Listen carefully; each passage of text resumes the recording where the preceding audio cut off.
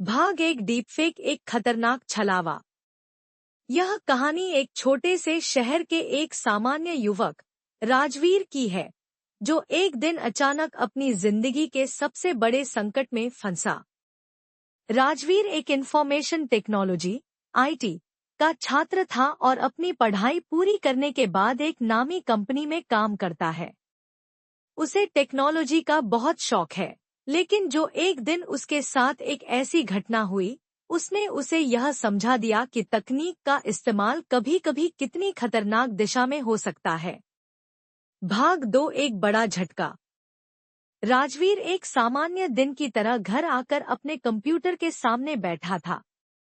जैसे ही उसने अपने ईमेल अकाउंट को खोला, उसकी आंखों के सामने एक अजीब सा मेल आया। मेल में एक वीडियो लिंक था और लिखा था, क्या तुम सच में ऐसा करना चाहते हो? राजवीर ने पहले तो उस मेल को नजरअंदाज किया, लेकिन कुछ देर बाद वह फिर से सोचा और उत्सुकता के कारण उस लिंक पर क्लिक कर लिया। जैसे ही वीडियो चला, राजवीर की आंखें फैल गईं। वह खुद को एक होटल के कमरे में दिखाई दे रहा था, जो उसकी पहचान नहीं थी। वीडियो में राजवीर का चेहरा और आवाज बिल्कुल असली थी, जिससे वह पूरी तरह से भ्रमित हो गया। राजवीर ने घबराते हुए तुरंत वीडियो को बंद कर दिया और अपना ईमेल खाता चेक किया, लेकिन वहां कुछ भी संदिग्ध नहीं था। फिर उसने यह वीडियो अपने कुछ दोस्तों को दिखाया, जो भी हैरान रह गए। उनका कहना है कि यह वीडियो पूरी तरह से असली लगता है, लेकिन यह कैसे हो सकता है? भाग 3 राजवीर ने वीडियो की करवाई फॉरेंसिक जांच। राजवीर को विश्वास नहीं हो रहा था कि वह इस वीडियो में है। कुछ देर बाद उसे एक और मेल आया। इस मेल में लिखा था, अगर तुम हमें पैसे नहीं दोगे, तो हम यह वीडियो तुम्हारे दोस्तों और परिवार को भेज देंगे। राजवीर समझ नहीं पा रहा था कि क्या करें। यह सब बहुत ही अजीब और डरावना था। उसने सबसे पहले पुलिस से संपर्क किया, लेकिन पुलिस भी इस मामले को सही से समझना मुश्किल था। फिर एक साइबर सुरक्षा विशेषज्ञ सूरज शर्मा से मिलने के बाद उसे यह पता चला कि यह वीडियो एक डीपफेक था। डीपफेक वह तकनीक है जिसके जरिए किसी व्यक्ति के चेहरे, आवाज और हाव-भाव को इस तरह से बदल दिया जाता है कि यह वास्तविकता से बिल्कुल मेल खाता है। राजवीर के साथ भी वही हुआ था। किसी ने उसकी तस्वीरें और वीडियो क्लिप्स का उपयोग करके उसे झूठे तरीके से दिखा दिया था। भाग 4 डीपफेक का खतरा। यह बात राजवीर के लिए एक बहुत बड़ा झटका थी, क्योंकि वह समझ नहीं पा रहा था कि उसके साथ यह कैसे हुआ। उसने कभी ऐसा कुछ नहीं किया, लेकिन अब उसके ऊपर आरोप था और एक नकली वीडियो उसका पीछा कर रहा था।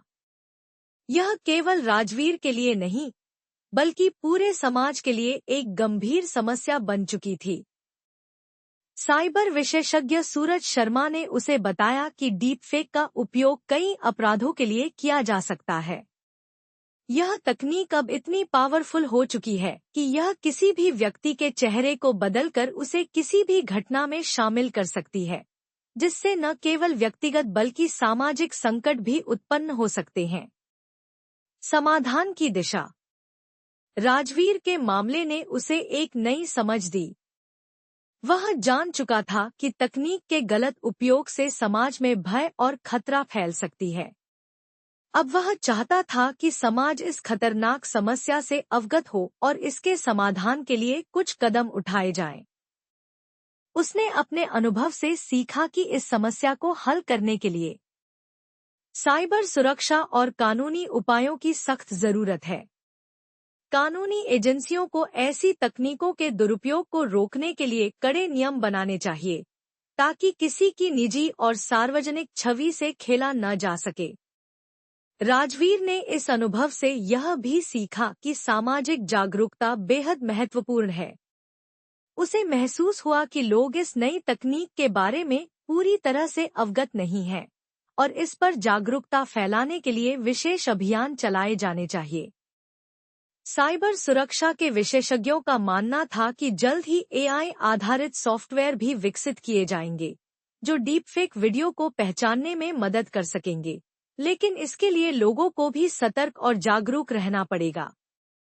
निष्कर्ष।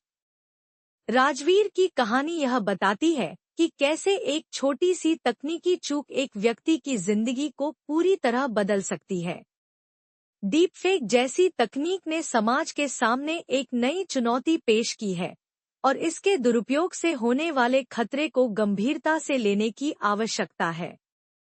यह कहानी न केवल राजवीर की व्यक्तिगत समस्याओं का वर्णन करती है, बल्कि यह भी बताती है कि हमें तकनीकी विकास के साथ साथ उसके संभावित दुरुपयोग से बचने के उपायों पर भी ध्यान देना चाहिए। क्योंकि कई बार जो आंखों के सामने होता है वह सच नहीं होता, बल्कि एक खतरनाक चेहरे वाला कोई और होता है।